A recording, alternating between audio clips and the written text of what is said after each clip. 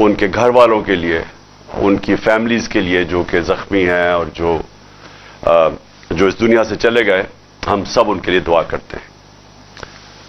دوسری چیز, ابھی ورلڈ کپ کا فائنل ختم ہوا اور مجھے اس چیز کا علم ہے کہ میری قوم ایک صدمے سے گزر رہی ہے, کیونکہ ہم سب امید لگا کے بیٹھے تھے کہ انشاءاللہ اس بار ہم ورلڈ کپ جیتیں گے. تو میں 2-3 چیزیں اپنی پوری بات کرنے سے پہلے میں اپنی قوم سے کہنا چاہتا ہوں کہ دیکھیں, سب سے پہلی کہ ہار جیت ہوتی ہے. ٹیم, جو میں اپنی ٹیم کو کہتا تھا کہ آخری گیند تک لڑو, پوری کوشش کرو, لیکن جب ایک رزلٹ آ جاتا ہے اور انسان نے پوری کوشش کی ہوتی ہے تو پھر یہ انسان کہتا ہے کہ جی اللہ کی مرضی ہے. اور یہ ہمیشہ میرا اسی میں سوچ تھی کہ ہم بڑی ٹیم نے جان ماری, اور خاص طور پہ جس طرح وہ آخری گیند تک کوشش کرتے رہے, لیکن جو انسان کے ہاتھ میں نہیں ہے, وہ شاہین افریدی کو وہ انجری ہو گئی, تو یہ اس کا تو کوئی کچھ نہیں کر سکتا تھا, اور بدقسمتی سے اس ٹائم پہ ہوئی جبکہ اس کا وہ بہت امپورٹنٹ مرحلہ تھا اور وہ فرق پڑ سکتا تھا. میں نہیں کہتا جیت سکتے ہیں, لیکن وہ اس ٹائم پہ تھی کہ گیم چینج ہو سکتی تھی. تو خیر, ہم ساری قوم مبارک دے پاکستان ٹیم کو جس طرح وہ فائنل میں پہنچی ہیں. میں خاص طور پہ آج کہنا چاہتا ہوں کہ جو ہماری فاسٹ بولنگ اٹیک ہے, آج میں یہ کہہ سکتا ہوں کہ جو میں نے دیکھا, بڑی دیر کے بعد کرکٹ دیکھی, دنیا میں بہترین فاسٹ بولنگ اٹیک ہے. ہم دعا کرتے ہیں کہ شاہین افریدی جلدی سے پوری طرح فٹ ہو, لیکن بہترین اٹیک ہے. ہمارے پاس بابر اعظم ایک ورلڈ کلاس بیٹسمین ہے, اور میرے خیال میں یہ اس دنیا کا سارے بیٹسمین کو پیچھے چھوڑ جائے گا ماشاءاللہ جس طرح یہ آگے بڑھ رہا ہے. اور بھی بڑی اچھی ہماری ٹیم میں پرومسنگ ہیں, تو انشاءاللہ ہمیں اس میں سے مایوس تو ہم ہیں, لیکن ہمیں دیکھنا چاہیے کہ ہم ماشاءاللہ وہ ٹیم ہے پاکستان جو کہ دنیا کی اب ٹاپ ٹیمز میں گنی جاتی ہے. اب میں آ جاتا ہوں جو ہماری اب مارچ ہو رہی ہے. کئی لوگ کہہ رہے ہیں کہ جی بڑی آہستہ آہستہ مارچ جا رہی ہے. آہستہ تو مارچ نے جانا ہی تھا. جب ایک حملہ ہوا وزیر آباد میں اور سب کے سامنے ایک مجھے مارنے کا جو پوری سازش تھی, تو اس کی وجہ سے جو ہوا وہ تو مارچ نے آہستہ ہونا ہی تھا. اور میں یہ مارچ کا پہلے آپ ساری قوم کو بتا بھی دوں کہ یہ کیوں ہے, کہ اس کے اوپر بڑا پروپیگنڈا ہو رہا ہے کہ جس طرح پتہ نہیں کیا ہم ملک پہ ظلم کر رہے ہیں.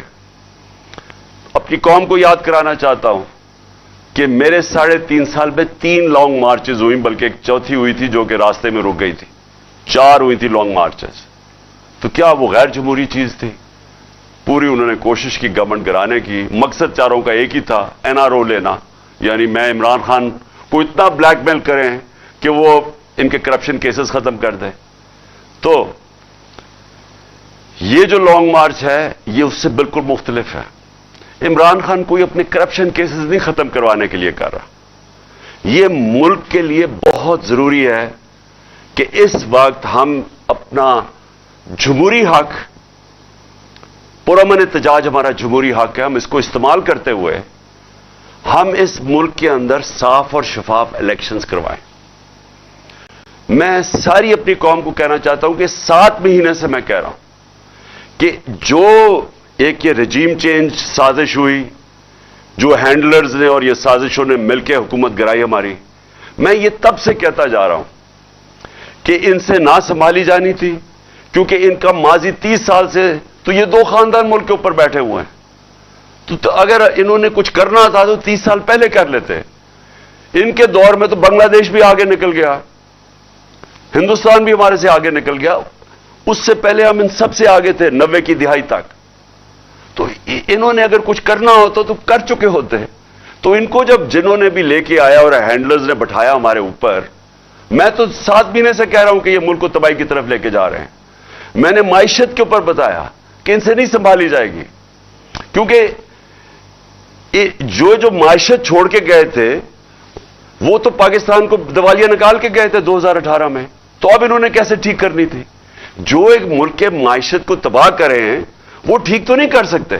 جو ملک کے ادارے تباہ کریں دنیا کی تاریخ میں وہ جو ادارے تباہ کرتے ہیں وہ ٹھیک نہیں کر سکتے.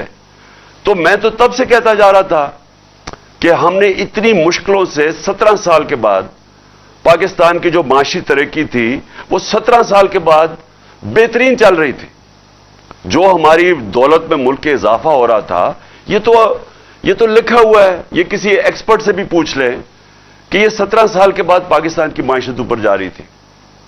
سب سے بڑی بات، اور آج فیصلہ آباد میں لوگ دیکھ رہے ہیں، جو انڈسٹری ہے، جو لارج سکیل مینوفیکچرنگ ہے، جس سے اصل میں ملک کی دولت میں بھی اضافہ ہوتا ہے اور روزگار بھی ملتا ہے، وہ تو شاید 50 سال میں سب سے تیزی سے 26% پہ بڑھ رہی تھی ہماری لارج سکیل مینوفیکچرنگ، جو آج گر کے صفر پہ پہنچ گئی ہے. تو جب وہ ملک ترقی کر رہا تھا اور انہوں نے سازش کر کے گورنمنٹ گرائی تو ہمیں تو پتا تھا کیا ہونا ہے. جو ہینڈلرز بیٹھے ہوئے تھے ہم ان کو بھی کہتے رہے یہ سمجھ جاؤ کہ جو آپ نے ایکسپیریمنٹ کیا یہ فیل ہو گیا. آج قوم ساری سمجھتی ہے فیل ہو گیا، وہ ایکسپیریمنٹ فیل ہو گیا. بدقسمتی یہ ہے کہ کوئی کوشش نہیں کی گئی کہ ہاں غلطی ہوگی ہم ٹھیک کر لیں اس کو. اور ٹھیک صرف ایک راستہ تھا جو میں 7 مہینے سے کہہ رہا ہوں، اور وہ ہے صاف اور شفاف الیکشن. تو اس کے لیے یہ مارچ ہے. کوششیں کر رہے ہیں کہ اس ملک کے اندر اس دلدل سے ملک کو نکالنے کے لیے جدھر ہر جو معیشت کا ہر شعبہ ہے وہ نیچے چلا گیا ہے. ٹیکس کلیکشن وہ نیچے چلی گئی ہے، ایکسپورٹس وہ نیچے چلی گئی ہیں. بیرون ملک پاکستان جو ریمیٹنسز بھیجتے تھے، اور کھاریاں وہ شہر ہے جدھر سب سے زیادہ لوگ باہر جا کے کام کرتے ہیں، وہ جو پیسہ بھیجتے تھے، جو ریمیٹنسز پہ پاکستان چل رہا تھا اور ہماری دور میں ریکارڈ ریمیٹنسز تھی، وہ نیچے جانی شروع ہو گئی ہیں. نیچے جانی شروع ہو جائیں تو سب سے بڑا سوال یہ ہے کہ اب ہم پیسہ کدھر سے لے کے آئیں گے قرضوں کی قسطیں واپس کرنے پہ. دیکھیں، جب ایک ملک کی دولت میں اضافہ ہوگا تو وہ اپنے قرضوں کی قسطیں واپس کریں گے، کیونکہ قرضے تو وہیں کے وہیں ہیں، سود ان کے اوپر لگ رہا ہے، وہ بڑھتے جا رہے ہیں. اور اس حکومت نے آ کے 3 مہینے میں وہ قرضہ لیا ہے جو ہم نے 9 مہینے میں لیا تھا. اس 3 مہینے میں اس سے زیادہ قرضہ لیا ہے جو 9 مہینے میں ہم نے لیا تھا. تو قرضے بڑھتے جا رہے ہیں، ان کے اوپر سود بھی دینا ہے، اور جو آمدنی جس سے قرضے واپس کرنے ہیں وہ کم ہوتی جا رہی ہے. تو ملک کا تو دیوالیہ نکلنا ہے. تو اس کو کیسے ٹھیک کریں گے؟ میں یہ کوئی آج معیشت کا ایکسپرٹ ہو، جو سیاست کا ایکسپرٹ ہو، جو ویسے کوئی دانشور ہو، میں چیلنج کرتا ہوں کہ ایک مجھے آدمی بتا دے پاکستان میں جو آج یہ سمجھتا ہے کہ صاف اور شفاف الیکشن کے بغیر ہم اس ملک کو اس دلدل سے نکال سکتے ہیں. مجھے ایک آدمی بتا دے. اور مسئلہ پھنسا کدھر ہوا ہے؟ مسئلہ پھنسا ہوا ہے لندن میں. لندن میں کیا مسئلہ پھنسا ہوا ہے کہ جو لندن میں مفرور جو سپریم کورٹ کی JIT کے بعد 2-2.5 سال کے بعد کنوکٹ ہوا ہے، سزا یافتہ ہے، جھوٹ بول کے جو باہر بھاگا ہوا ہے لندن میں بیٹھا ہوا ہے، اب وہ فیصلہ کر رہا ہے. اور وہ فیصلہ یہ کر رہا ہے کہ الیکشن، کیونکہ الیکشن میں وہ ہار جائے گا اس لیے الیکشن نہیں کروانے. وہ اپنی ذات کے لیے، اپنی کرپشن بچانے کے لیے میرے سے ڈر کے، اسے پتہ ہے کیونکہ الیکشن میں ہارنا ہے، لہذا وہ سارا ملک، آج ہمارا سارا ملک کے تباہ کر رہا ہے، تباہی کی طرف دھکیل رہا ہے اپنے آپ کو بچانے کے لیے. اس کا سارا پیسہ باہر پڑا ہے. یعنی جو پیسہ پاکستان میں وہ کچھ نہیں، جو اس کا پیسہ باہر پڑا ہوا ہے. انہوں نے 30 سال پیسہ چوری کر کے ملک سے باہر لے کے گئے. یہ جو حدائبہ پیپر مل کے اندر جو ان کے منشی اور یہ جو موجودہ فورن منسٹر ہے، اس نے 164 کا بیان دیا ہوا ہے عدالت میں جا کے کہ میں نواز شریف کا چوری کا پیسہ ملک سے باہر بھجواتا تھا. وہ قاضی فیملی جدھر لندن میں بیٹھی تھی الفرڈ میں، ان کے بینک اکاؤنٹس دکھائے ہوئے ہیں اس نے کہ کن بینکوں میں پیسہ بھیجتا تھا، چوری کا پیسہ. یہ آج سے 20 سال پہلے کی بات ہے، 22 سال پہلے کی. 25 اپریل 2000 کے اندر اس نے یہ 164 का बयान लिखवाया हुआ है। सारा बयान पढ़ लें, आपको पता होगा तो कैसे ये जो पावर में था इसने मुल्क को कैसे लूट के पैसा बाहर लेके गया। ये जो लंदन में फ्लैट में बैठे हुए हैं, ये पैनामा पेपर्स के अंदर इंकिशाफ हुआ था कि ये मरियम नवाज के नाम पे नवाज शरीफ ने फ्लैट लिए हुए हैं 4 महंगे महंगे लंदन के इलाके में। उधर बैठ के चोरी के पैसे के फ्लैट्स पे एक मफरूर और इसके साथ वो लोग जो सारे कोई ना कोई मुल्क से बाहर भागे हुए हैं। इसहाक डार के बेटे बाहर भागे हुए हैं, नवाज शरीफ के बेटे बाहर भागे हुए हैं, शहबाज शरीफ का बेटा वो सलमान शहबाज बाहर भागा हुआ है, उसका दामाद बाहर भागा हुआ है, और शहबाज शरीफ खुद फंसा हुआ है। क्योंकि इसने गलती क्या की, मैं फिर से लोगों को बता दूं, इसने बरतानी अखबार ने लिखा, डेली मेल ने, कि इसने करप्शन किया है। इसने हमें दिखाने के लिए पाकिस्तानियों को कि मैंने नहीं की, इसने उनके ऊपर हर्जाना कर दिया। उसने बजाय डरने के, वो डेली मेल ने बकायदा बता दिया कि तुमने ये चीजें तुम्हारे खानदान ने चोरी किया हुआ है। इसने समझा कि अच्छा ये जब आगे बढ़े, इसने तो सिर्फ शो के लिए किया था। वो अब लंदन में केस लग गया है, 2 दफा ये गया नहीं, अब तीसरी दफा जज ने इसको बुला लिया है, 1 करोड़ 1.5 करोड़ रुपए का फाइन हो गया इसके ऊपर। तो ये बैठ के, जो कि अब लंदन के अंदर उसने डेली मेल में बाकायदा बताया कि इन्होंने किस किस तरह की करप्शन की है। ये लोग इस मुल्क के मुस्तकबिल का फैसला कर रहे हैं। ये बैठ के फैसला कर रहे हैं कि आर्मी चीफ कौन बनेगा। यानी वो लोग जिन्होंने जिंदगी में कोई दयानतदारी से आज तक फैसला नहीं किया, एक आदमी मेरिट पे नहीं रखा, इनके खानदान सबसे पहले आता है, फिर मेरिट आती है। इन्होंने वो लोगों को ऊपर लेके आए आज तक जिनको ये रिश्वत दे सके, जिनको मुंह बंद करवा सके। ओहदों के ऊपर देखें, बड़े बड़े ओहदों के ऊपर ये कौन बैठाते हैं, मेरिट पे नहीं लोग आते हैं। जिन्होंने मेरिट पे कोई काम ही नहीं किया और मकसद सिर्फ एक होता है कि हमारे चोरी का पैसा बचेगा कैसे और चोरी हम करेंगे तो रोकेगा कौन कैसे, वो लोग बैठाते हैं। अब ये पाकिस्तान के आर्मी चीफ का फैसला कर रहा है लंदन में बैठ के, और ये फैसला कर रहा है कि क्योंकि इलेक्शन हम जीत नहीं सकते, लिहाजा हमने इलेक्शन नहीं करवाना। बाहर में जाए पाकिस्तान, मुल्क की माइशत नीचे जाए, जो भी मुल्क हो जाए, इनको कोई फर्क नहीं है, क्योंकि लंदन में बैठा हुआ है, पैसे इसके लंदन में है। जब मुश्किल पड़ती है लंदन भाग जाता है, सारी फैमिली लंदन भाग जाती है। इनके लिए सबसे बड़ा अजाब होता है कि हमें ईसीएल पे डाल दिया। मैं इनको कहता हूं कि मुझे ईसीएल पे डालो। मुझे क्यों नहीं ईसीएल पे डाल, क्योंकि मैंने बाहर जाना ही नहीं है, मेरे बाहर प्रॉपर्टीज नहीं है, मेरी कोई बाहर बैंक अकाउंट्स नहीं है, मुझे क्या फर्क पड़ता है ईसीएल में डाल।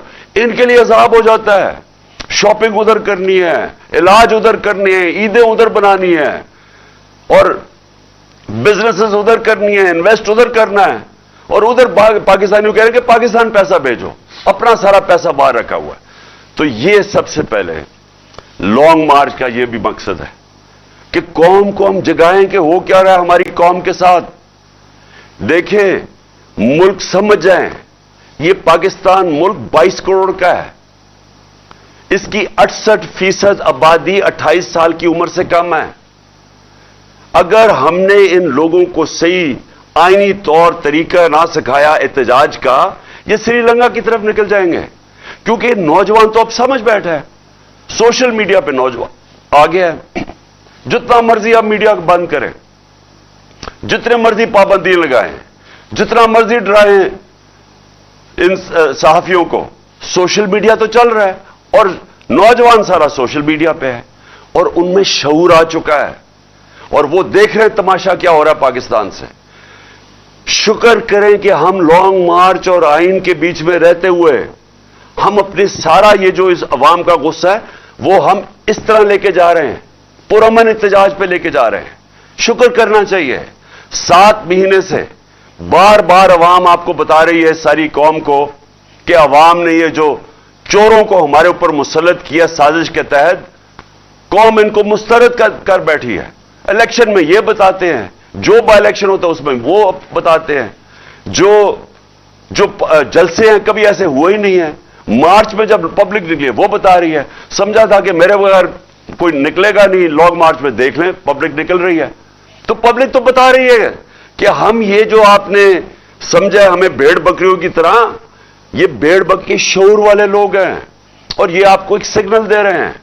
اور انشاءاللہ جب یہ مارچ پہنچے گی پنڈی، اور میں جب انشاءاللہ وہاں پہنچوں گا تو ساری قوم اب دیکھے گی، سارے پاکستان سے لوگ آ رہے ہیں پنڈی. اتنی کبھی پبلک نظر نہیں آئے گی اس ملک کی تاریخ میں جو آنے والی ہے پنڈی. اور وہ صرف ایک چیز کہہ رہی ہے، ہمیں بھیڑ بکریاں نہ سمجھو، ہم ان چوروں کو نہیں تسلیم کرتے، ہم الیکشن چاہتے ہیں، ہم فیصلہ کرنا چاہتے ہیں کہ اس ملک کی قیادت کون کرے گا.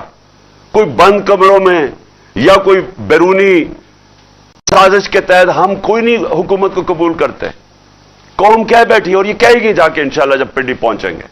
اور میں دو اور باتیں کرنا چاہتا ہوں. جب سے یہ آئے ہیں، پہلے تو مجھے بتائیں، انہوں نے کہا عمران خان نے بالکل پاکستان کو انٹرنیشنلی آئسولیٹ کر دیا. انہوں نے بار بار کہا کہ عمران خان نے آئسولیٹ کر دیا.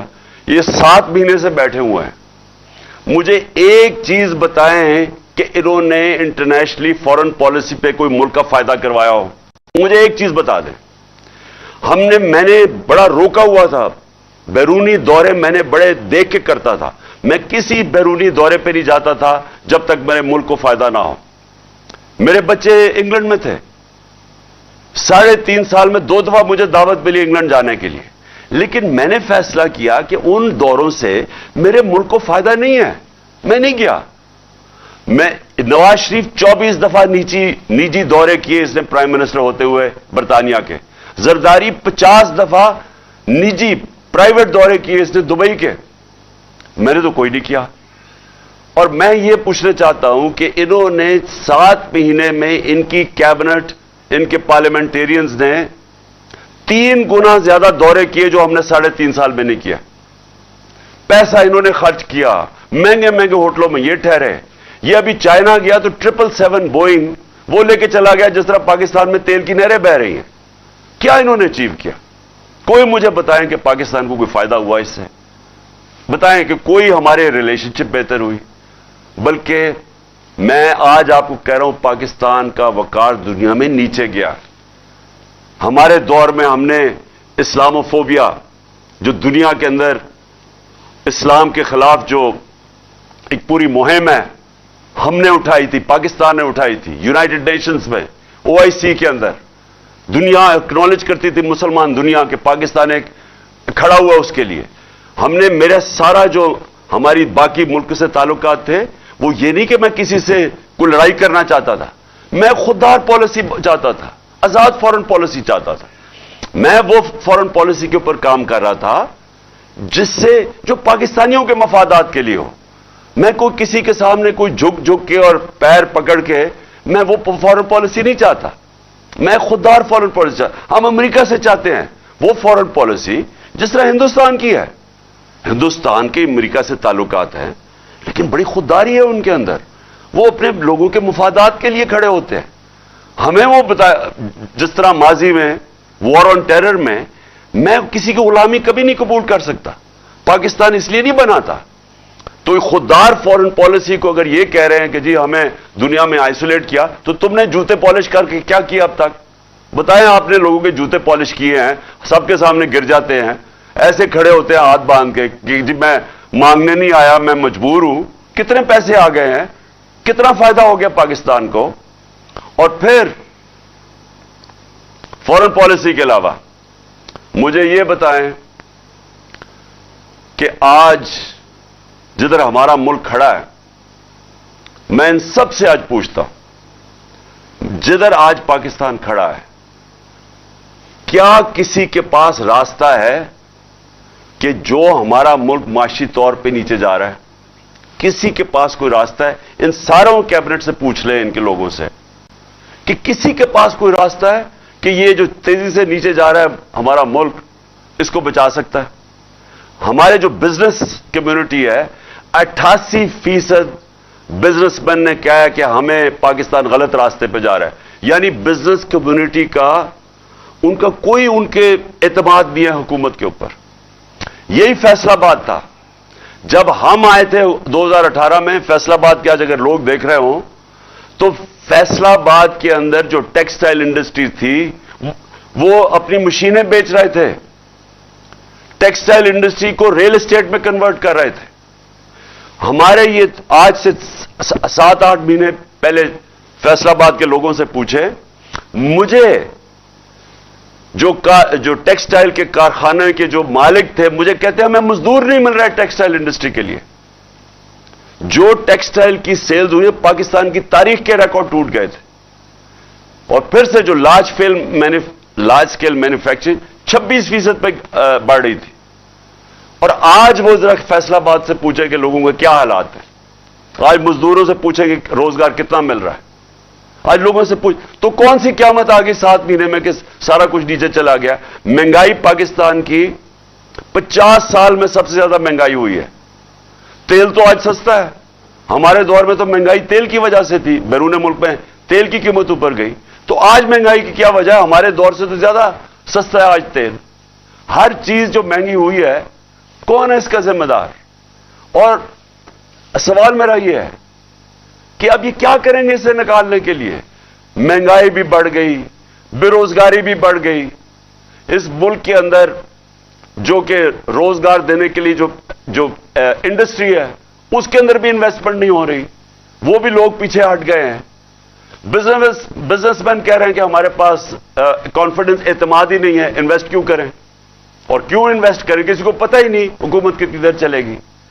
اور وہ پوچھیں کہ جو باہر سے اوورسیز پاکستانی جو ہمیں پیسہ بھیجتے تھے وہ کم ہونی شروع ہو گئی ہیں. تو ایک طرف قرضے بڑھتے جا رہے ہیں، دوسری طرف آمدنی کم ہو رہی ہے. تو ساروں سے میں پوچھتا ہوں اس کا کیا حل ہے؟ اس کا ایک حل ہے، صاف اور شفاف الیکشن. اور میں آج اس لیے یہ مارچ والوں کو کہہ رہا ہوں کہ یہ جو جہاد کر رہے ہیں وہ اس لیے کر رہے ہیں کہ اس ملک میں الیکشن ہوں گے تو سیاسی طور پہ استحکام آئے گا. سیاسی استحکام آئے گا تو معاشی استحکام آئے گا، اور تب یہ ملک کی جو معیشت ہے وہ اٹھ سکتی ہے. اور جتنی دیر یہ کھینچتے جا رہے ہیں، الیکشن نہیں کروا رہے ہیں، کیونکہ وہ جو لندن میں بیٹھا ہوا مجرم ہے وہ ڈرا ہوا الیکشن سے، اور وہ اپنے آپ کو بچانے کے لیے وہ ملک کو داؤ پہ لگا رہا ہے، ہمارے مستقبل کو داؤ پہ لگا رہا ہے. اور یہ وقت ہے کہ ہم ساری قوم کو میں کہہ رہا ہوں کہ اس میں شرکت کریں. دیکھیں، الیکشن صاف اور شفاف الیکشن ہمیں چاہیے، اور ہمیں انصاف چاہیے. اور میں آخر میں اپنی عدلیہ سے پوچھنا چاہتا ہوں کہ ساری قوم آج آپ کی طرف دیکھ رہی ہے. میں اپنے ریسپیکٹڈ آنریبل چیف جسٹس سے کہنا چاہتا ہوں کہ قوم آج آپ کی طرف دیکھ رہی ہے. ابھی ساری قوم نے یہی دیکھا کہ انہوں نے پاکستان کا پرائم منسٹر نہیں دیکھا شہباز شریف. عدالت نے کہا پیش ہو، 8 دسمبر کو کہا کہ آگے عدالت میں پیش ہو. اس لیے وہ ملک آگے نکل جاتے ہیں. کوئی قانون سے اوپر نہیں ہے.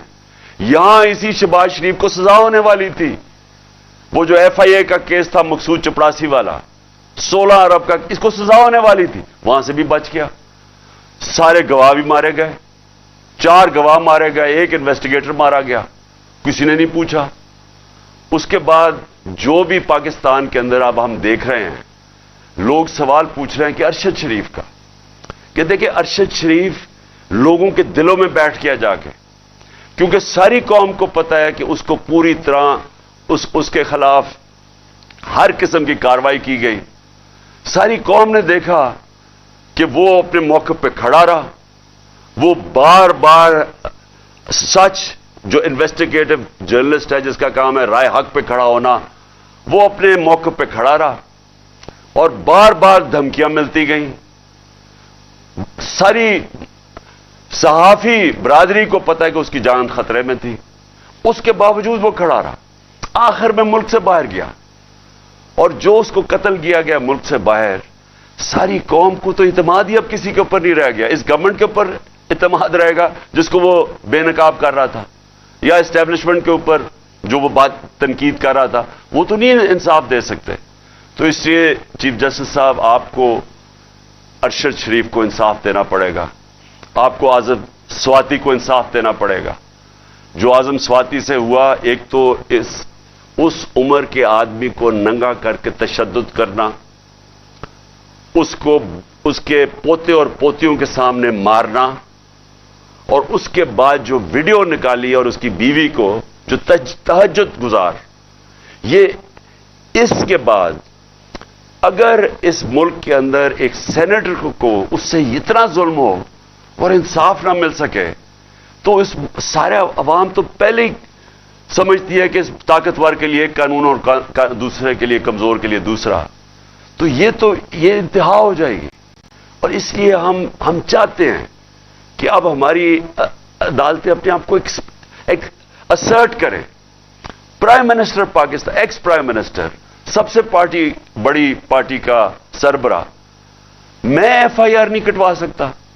میرا حق ہے کہ میں فرسٹ انفارمیشن رپورٹ میں دوں، اس کے بعد انویسٹیگیشن ہو، اور وہ بھی آپ کے نیچے، اور پھر فیصلہ کریں کہ ہاں جو میں نے 3 نام لیے ہیں وہ ٹھیک ہے یا غلط ہے۔ لیکن میں ایف آئی آر نہیں لکھوا سکتا۔ اس سے زیادہ بڑا ظلم کیا ہو سکتا ہے؟ تو اگر میں نہیں لکھوا سکتا تو اس کا مطلب عام لوگ تو کچھ بھی نہیں کر سکتے۔ اس کا مطلب ان کی حیثیت ہی کوئی نہیں ہے عام لوگوں کی۔ یہ جو بیچارے آج کل بے روزگاری بڑھتی جا رہی ہے، لوگ ٹیلی فون کھینچ رہے ہیں، لوگ تنگ ہیں اس سے کہ چوریاں بڑھتی جا رہی ہیں، اسٹریٹ کرائم بڑھتی جا رہی ہے، کیونکہ ملک نیچے جا رہا ہے۔ جب بے روزگاری بڑھتی جائے گی، مہنگائی 50 سال میں سب سے زیادہ مہنگائی، 7 سالوں میں دگنی ہو گئی ہے مہنگائی۔ ہمیں کہتے تھے زیادہ مہنگائی ہے۔ تو جب مہنگائی بھی بڑھ رہی ہے، بے روزگاری بھی بڑھ رہی ہے، تو عام آدمی جب چوری کرے تو وہ جیل میں، اور جو سب سے طاقتور ڈاکو جو اربوں روپیہ چوری کر کے باہر لے کے جاتے ہیں وہ این آر او لے لیں۔ یہ قوم اس وقت آپ کی طرف دیکھ رہی ہے۔ کیس لگا ہوا ہے میرا عدالت کے اندر کہ یہ جو این آر او انہوں نے لیا ہے نیب امینڈمنٹس کے تحت، یہ تو دنیا میں کہیں کوئی سوچ نہیں سکتا کہ آپ اپنے قانون پاس کریں اور خود ہی اپنے آپ کو بچا لیں اس سے۔ تو اس لیے آخر میں اپنی سپریم کورٹ کے چیف جسٹس سے بڑے ریسپیکٹفلی اپنی قوم کی طرف سے آپ سے ریکویسٹ کرتا ہوں کہ یہ ٹائم ہے کہ پاکستان کی عدلیہ اب عوام کے ساتھ کھڑی ہو۔ یہ جو طاقتور اس ملک میں قانون کے اوپر ہیں، آپ ان کو قانون کے نیچے لے کے آئیں اور اس ملک کو حقیقی طور پہ آزاد کریں۔ پاکستان زندہ باد۔